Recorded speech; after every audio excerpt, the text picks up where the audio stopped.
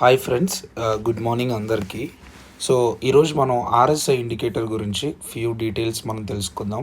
So RSI అంటే relative strength index అనేది full form అనమాట. సో ఆర్ఎస్ఐ యొక్క ఇంపార్టెన్స్ ఏంటి అంటే ఆర్ఎస్ఐ అనేది మొమెంటమ్ని మనకి ఇండికేట్ చేస్తుంది అనమాట. సో ఎందుకు ఆర్ఎస్ఐని మనం యూజ్ చేస్తాం అండ్ ఇంట్రాడేకి ఆర్ఎస్ఐ అనేది ఎందుకు ఇంపార్టెంటో మనం చూద్దాం అనమాట. సో మొట్టమొదటి ఫస్ట్ విషయానికి వచ్చేసరికి మనకి ఇంట్రాడేలో ఎందుకు ఆర్ఎస్ఐని మనం యూజ్ చేసుకోవాలి అంటే ఆర్ఎస్ఐ అనేది క్విక్గా మనం ప్రాఫిట్స్ని బుక్ చేసుకోవడానికి మనకు యూజ్ అవుతుంది అనమాట. మనం ఇంట్రాడే ట్రేడర్స్ని కాబట్టి మనం ఎక్కువసేపు మన పొజిషన్స్ని మనం హోల్డ్ చేయమన్నమాట. సో ఆ షార్ట్ టైంలో మనం ప్రాఫిట్స్ని బుక్ చేసుకోవడానికి మనము ఆర్ఎస్ఐ యొక్క డైరెక్షన్ని మనం తీసుకుంటాం అనమాట.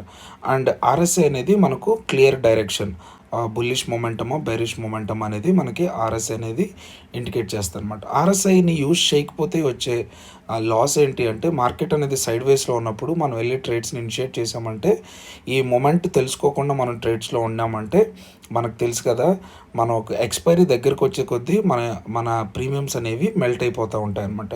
So this is one more thing.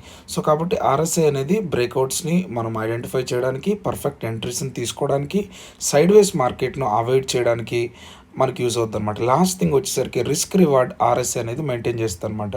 So ఆర్ఎస్ఐలో మనం చూస్తే ఆర్ఎస్ఐ ఇండికేషన్ ప్రకారం మనం ట్రేడ్స్ తీసుకుంటే స్టాప్ లాస్ అనేది మనకు చిన్నగా ఉంటుంది, టార్గెట్స్ అనేవి మనం పెద్దవి పెట్టుకోవచ్చు అనమాట.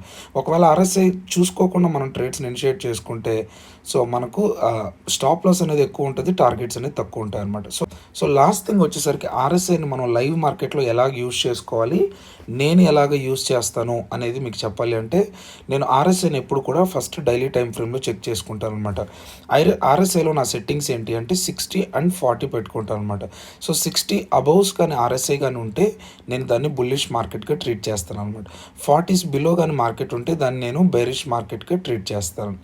నేను ఫస్ట్ హయ్యర్ టైం ఫ్రేమ్స్లో మార్కెట్ని చూసుకొని హయ్యర్ టైం ఫ్రేమ్లో మార్కెట్ బుల్లిష్ మొమెంటం చూపిస్తుందా బెరిష్ మొమెంటం చూపిస్తుందని అర్థం చేసుకున్న తర్వాత ఎవ్రీ 1 hour టైం ఫ్రేమ్స్కి వెళ్ళి నేను ఆర్ఎస్ఐ చెక్ చేస్తాను అనమాట. ఆర్ఎస్ఐ చెక్ చేసి సో మార్కెట్ మనకి ఏ డైరెక్షన్ని ఇండికేట్ చేస్తుంది, ఒకవేళ 60 అబోవ్ ఉంటే బుల్లిష్ గాను అండ్ 40 బిలో ఉంటే బేరిష్ గాను అండ్ 40 to 60 మధ్యలో ఉంటే సైడ్ వేస్ కానీ నేను ట్రీట్ చేసి సో ఎటువైపుకి అయితే నాకు మొమెంట్ కనపడుతుందో ఆ మొమెంటం వచ్చిన టైంలోనే ట్రేడ్స్ నేను ట్రిగర్ చేస్తాను.